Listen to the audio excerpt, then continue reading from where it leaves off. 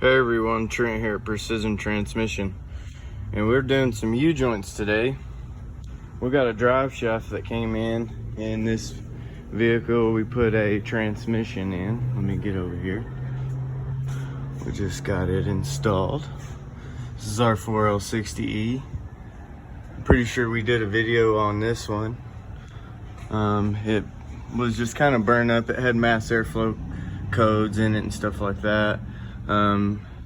Anyone knows mass airflow actually controls pressure rise in the transmission, and if it's not working correctly, it can cause issues, if not fry the unit. So we'll go back over here.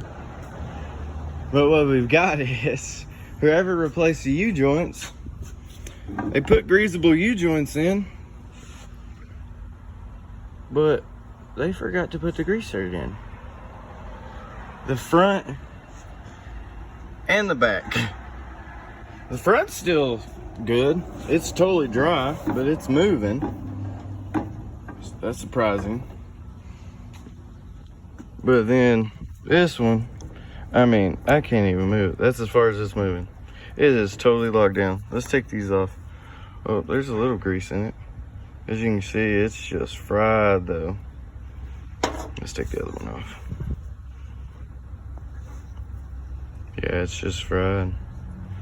But we've got some new U-joints coming, and we'll get these ones knocked out, get the other ones in, and get him going on the road. Y'all guys stay tuned. Thanks for watching.